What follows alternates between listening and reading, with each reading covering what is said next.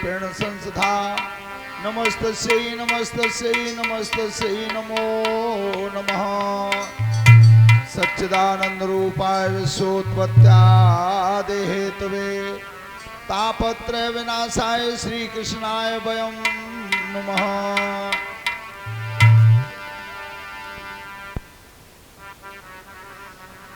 तो बंदहु गुरु पद पदम परागा सुरुचि सुबास सरस अनुरागा।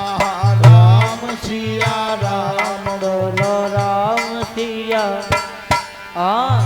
राम सिया राम बोलो। अमी अमूर में चूरन चारू समन सकल भवरुज परिवार। राम सिया राम बोलो राम सिया राम सिया राम बोलो। जनक सुता जग जनन जानकी अतिशय प्रिय करुणा निधान की। राम सिया राम बोलो राम सिया राम सिया राम बोलो। ताके युग पद कमल मनावहु जासु कृपा निर्मल मति पावहु।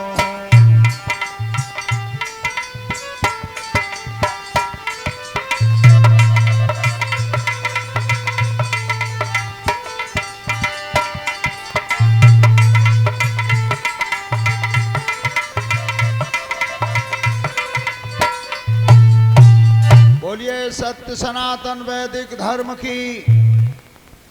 तो कथा शुरू अब करते हैं और आओ वीर हनुमान।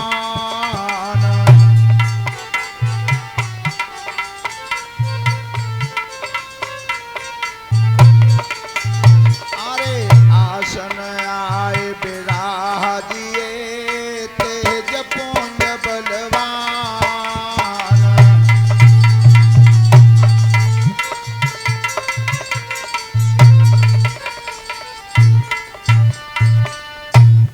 आज गंगा मैया के किनारे शुक्रताल पर परमहंस ज्ञानी श्री सुखदेव जी महाराज राजा परीक्षित को कथा सुना रहे हैं। अभिमन्यु नंदन काम क्रोध मद हिंसा का दमन करते हुए सांसारिक मोह माया को छोड़ते हुए भगवान की कथा की तरफ ध्यान रखना, मृत्यु के भय को मन से निकाल देना।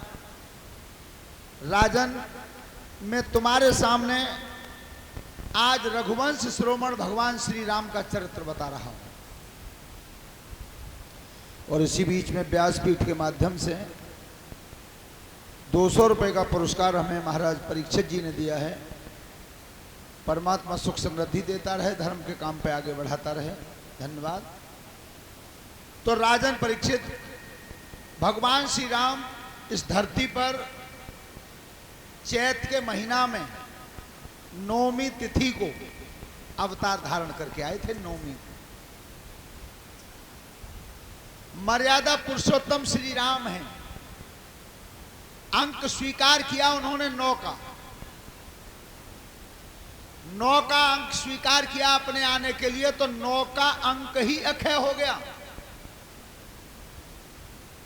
आप गणित में हिसाब लगा के देखें, 9 के अंक से आप कितनी भी संख्या में गुणा कर दें, गुणनफल के अंकों को जोड़ोगे तो 9 का 9 ही रहेगा। आई समझ में बेटा? नहीं आई? 9 दूनी 18। 18 में क्या क्या के बने? 1 और 8, 9 तिया 27, 2 और 7, 9 चौक 36, 3 और 6, 9 पंजे 45, 4 और 5, कितनी भी संख्या में गुणा करते जाना तुम, गुणनफल के अंकों को जोड़ोगे तो 9 का 9 ही रहेगा। यह है मर्यादा प्रभु श्री राम की। अंशन सहित ले अवतारा भगवान श्री राम विष्णु अंश अवतार से आए थे धरती पर। गरुड़ जी अवतार भरत जी, शेष अवतार लक्ष्मण जी, चक्र सुदर्शन अवतार शत्रुघ्न जी। राजन परीक्षित, भगवान श्री राम ने जब महाराज दशरथ जी के यहां अवतार धारण किया था, प्रकट हुए थे, जन्म नहीं हुआ, क्योंकि भगवान का जन्म होता ही नहीं। और प्रकृति का यह नियम है, जो जन्मेगा वो मरेगा। इसलिए तो उनका नाम है अजन्मा। अजन्मा नाम है भगवान का, जन्म होता ही नहीं। जब भगवान श्री राम अवतार धारण करके अयोध्या में बड़े हुए, तो एक बार जब राक्षस यज्ञ नहीं होने देते थे, तो विश्वामित्र ऋषि यज्ञ की रक्षा को भगवान श्री राम को मांगने आए हैं। विचार करना, यज्ञपति जी यज्ञ को बनाने वाले, बिगाड़ने वाले तब भी थे और आज भी हैं। अगर यज्ञ को बिगाड़ने वाले नहीं होते तो विश्वामित्र क्यों आते?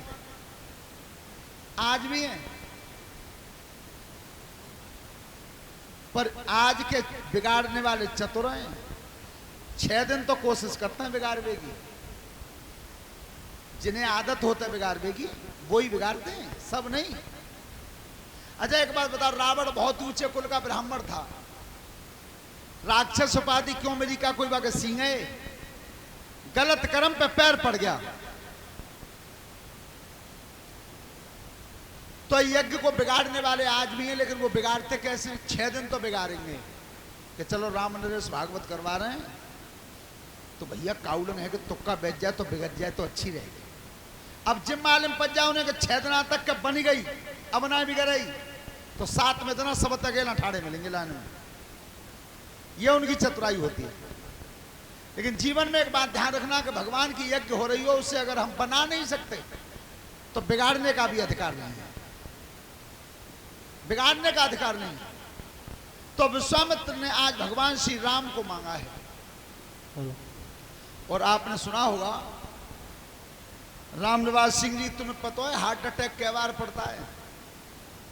3 बार। और तीसरे पे तो भगवान भी मालिक हुए। तो महाराज दशरथ जी को हार्ट अटैक आज पहली बार पड़ा है, जब उन्होंने राम को मांगा है। लेकिन एक बात सुनना, संत जब दरवाजे पर आते हैं तो कभी संत महात्माओं को यह मत बताना कि महाराज जी जी मेरी कोठी है, जी मेरी गाड़ी है और तुमों पर खेत है। संतों को मत बताना कभी। क्यों? कि ये महाराज दशरथ जी स्वयं कह रहे हैं कि जिसमें विश्वामित्र आए दरवाजे पर तो वे हाथ जोड़ के खड़े हुए, हाथ जोड़ के। और हाथ जोड़ के महाराज दशरथ जी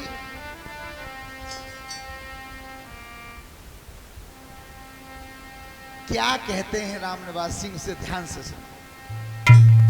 आज लोग रिश्तेदारों को तो बता देते हैं, मित्रों को बता देते हैं कि मुझ पर ये 3 गाड़ियां, जो कोठी मेरी है, जो सब पीछे वह चक्कू में रोई है। लेकिन विश्वामित्र के सामने महाराज दशरथ तो चक्रवर्ती राजा थे, पूरे विश्व के स्वामी थे। लेकिन फिर भी आज एक संत के सामने हाथ जोड़ के बोले क्या के नाथ सकल संपदा तुम्हारी और मैं सेवक समेत सुत नारी। राम सिया राम बोलो राम सिया, राम सिया राम बोलो। विचार करो कितना बढ़िया महान शब्द कहा। महाराज ये जितनी भी संपदा है मेरी, ये सब तुम्हारी है।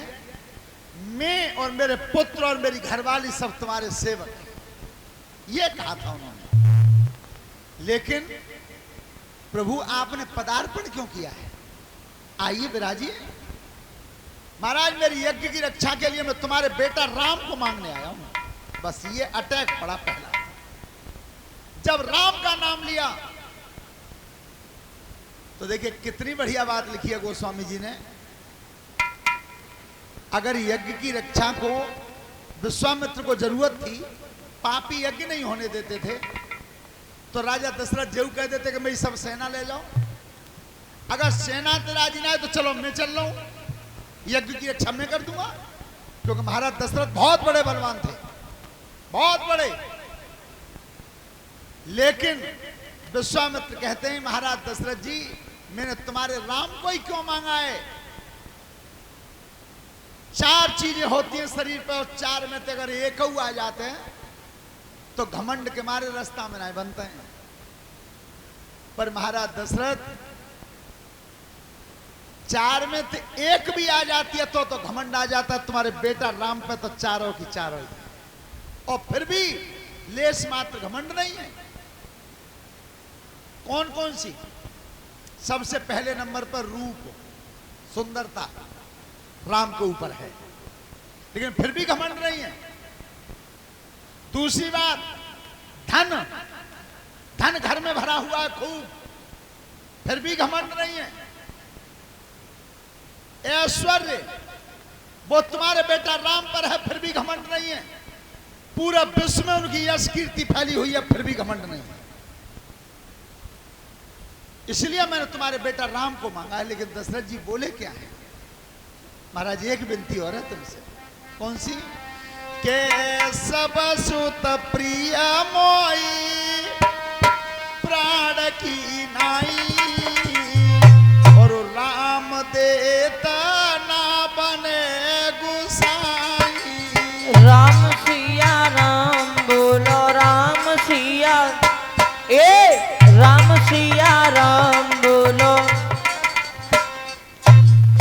महाराज बेटा तो मुझे सभी प्यारे हैं, लेकिन मैं राम को नहीं दे सकता। राम देत ना बने गुसाई। ध्यान रखना, जब बेटा चारों ही प्यारे हैं तो फिर राम को क्यों नहीं दे सकते हैं? एक बात जीवन में ध्यान रखना, क्या ये इस वंश के लिए एक बात और आई थी कि रघुकुल रीत सदा चले आई। प्राण जाए बर वचन न, ध्यान रखना, वचन की कीमत बताता है हमारा शास्त्र और पुराण। जो मुंह से कह दिया है आप उससे पीछे हटो मत। फायदा नुकसान तो जीवन में आते रहते हैं, आते जाते रहते हैं। पर काई कैसो कहूं है, एक जनों लड़का के ब्याह के 10 लाख रुपया कट जाए और 1000 रुपया दे जाए, और काउ तरह तो तीसरे दिन दूसरी पार्टी आएगी माने 15 लाख कर दे, तो विचार बना रहे कि 1000 रुपया काउ डंग है कि बाकी पहुंचाओ, 5 लाख को घाटों पर रहो हैं। ऐसा पहले नहीं था। वो बुजुर्ग अब भी जिंदा बैठे हैं जिन्होंने विवाह शादी के लिए अगर 1 रुपया, 1 का नोट हाथ में पकड़ लिया, सांस में सांस रही तब तक वह 1 के नोट की कीमत पर अड़े रहे, तो मदद भगवान करता है। श्रोता बंधु, आज महाराज दशरथ ये क्यों कह रहे हैं कि सब सुत प्रिय मोय प्राण की नाई, और राम देत ना बने। ये संतों की वाणी है, इस प्रसंग को मैं तुम्हें बता रहा हूं। एक बार महाराज दशरथ जी जब तपस्या करने गए थे, ध्यान रखना तपस्या होती जंगल में, घर में नहीं होती। तो ये तपस्या करने जंगल में गए, एक बरगद के पेड़ के नीचे महाराज ने धनुष टेक दिया, अपना घोड़ा बांध दिया और तपस्या में लीन हो गई। तपस्या में लीन ऐसे होते थे कि अपने शरीर का खुद होश नहीं रहता था, वो है लीन होना। अब जी लीन है वो थोड़ा ही राम निवास जी का माला घूम रही है, राम राम राम, अरे देखिए भैंसे सानी ना दई भाई, फिर कर ली करे माला, फिर घूम ली करी कि सबन को खेत कट गए, हमारा तो खेत ही ना काट रहो, फिर माला घूम ली करी। ऐसे नहीं, वो एकांत में जब लीन हुए थे। और उसी समय श्रोता बंधु, राजा दशरथ जी जब भजन में लीन थे, उस समय राजा के ऊपर घात किसने लगाई, ये कथा स्वामी राजेश्वरानंद जी ने सुनाई है। कौन सी घात लगी थी सुनो। राजा बैठे बरगद थे और लीनो ध्यान लगाई रे,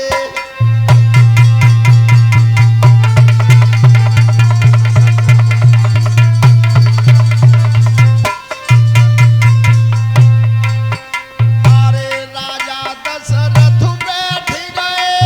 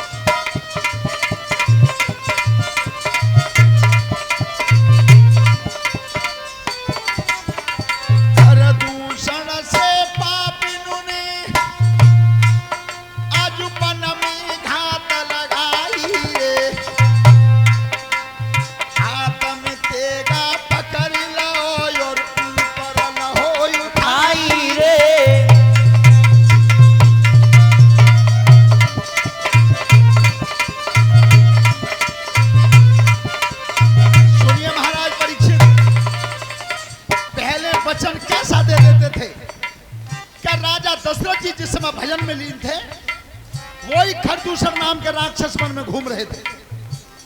तो उस पापी ने हथियार उठाया महाराज दशरथ को मारने के लिए, मारना चाहता था और राजा को कोई होश नहीं था, वो भजन में लीन थे।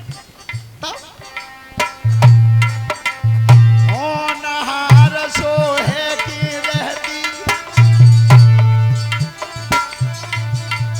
मन में बात लगी भाई अच्छी, तेरा ऊपर उठो दुष्ट को तब तक उड़ के आएगा पक्षी।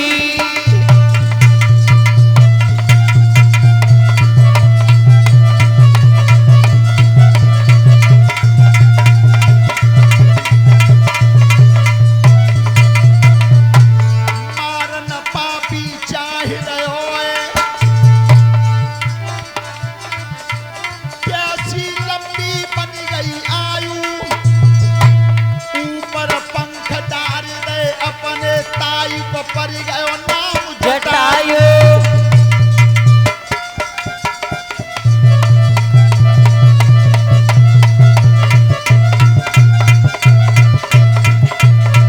यज्ञपति महाराज, वो पक्षी जो उड़ के जा रहा था उसका नाम था जटायु। और उसने जब नजर भर के देखा कि महाराज दशरथ तो संकट में, ये अयोध्या के राजा हैं और ये पापी दुष्ट आज महाराज को जब होश नहीं है तब मारना चाहते हैं, बीच में आकर के पंख फैला दिया, लड़ता रहा पापियों से। क्या तब संग्राम करो पक्षी ने,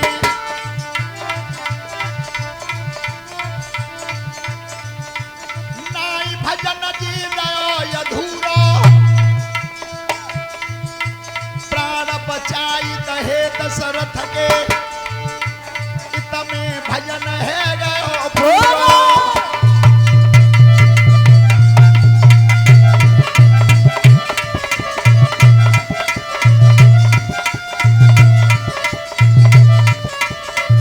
जैसे ही महाराज आज दशरथ जी का पलक खुला है तो वो जटायु पक्षी संग्राम कर रहा था, प्राण बचा दिए महाराज के। तो राजा दशरथ ने की, भैया तुमने मेरे पीछे और अपने शरीर पर संकट मोल ले लिया, तो आज से तुम मेरे मित्र हो और मैं तुम्हारा मित्र। मित्रता यहां से जुड़ी थी जटायु की महाराज दशरथ की। भैया तुम मेरे मित्र, मैं तुम्हारा मित्र हूं। तो राजा दशरथ कहते हैं जटायु से कि तुम मित्र तो बने हो, पर भैया जो एहसान किया जाके बदले में कुछ मांग लो। मैं सूर्यवंशी सम्राट हूं तो महाराज कुछ मांग लो। तो जटायु पक्षी ने कि महाराज मुझे धन चाहिए नहीं, राजधन धाम चाहिए नहीं, अगर तुम देना चाहते हो तो मेरे पास एक चीज की कमी है। कौन सी? राजा दशरथ ध्यान लगाओ, ऐसो ले गो करम लपेटा, चाई को दुख भयो मोई मन में, मेरे नाई कोई जन्म होई बेटा।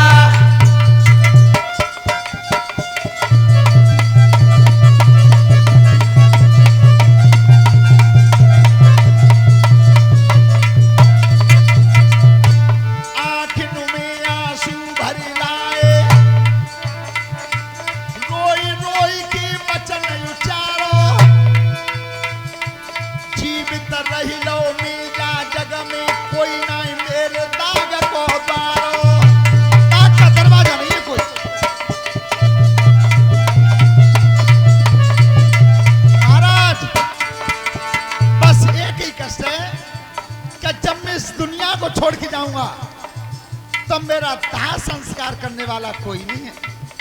तो महाराज मैं तुमसे एक वचन मांग रहा हूं, बस कुछ मन देना। क्या? हाथ जोड़ की विनती तुमसे, राजा सुन ले वचन हमारो, जेठो लला जने तेरे घर में, ताई पे रहे अधिकार हमारो।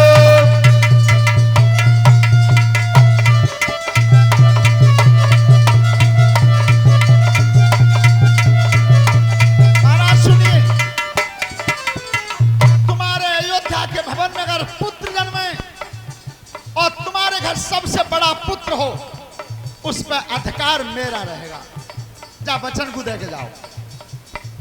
तो महाराज दशरथ जी के उस समय कोई संतान नहीं थी, लेकिन संतान है वे तो पहले ही वचन दे आए थे कि मेरे घर मेरा बड़ा पुत्र होगा, उस पर तुम्हारा अधिकार होगा।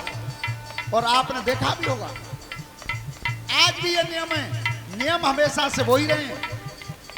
आज अगर पिता का मरण होता है तो कोर्ट आदेश कर देती है जेल में से भी लड़का दाह संस्कार को आ सकता है। लेकिन राम के पिता जब मरे तो राम ने दशरथ का दाह संस्कार नहीं किया, और जो जटायु पक्षी मरा तो गोद में मरा, दाह संस्कार भगवान राम ने। ये वचन राजा दशरथ दे आए थे। इसलिए आज विश्वामित्र ने जब मांगा है तब कह रहे हैं के सब सुत प्रिया मोई प्राण की नाई, और राम देता ना बने गुसाई। राम सिया राम बोलो राम सिया, राम सिया राम बोलो। महाराज आप चिंता न करें, मैं तुम्हारे पुत्र को ज्यों का त्यों वापस करके दूंगा। विश्वामित्र भगवान राम और लक्ष्मण को ले गए जंगल में, ताड़का का वध किया। मारीच को बिना फर के नोक से बाण से 100 योजन दूर फेंका, 400 कोस। गौतम ऋषि की नारी जो थी अहिल्या, वो पति के श्राप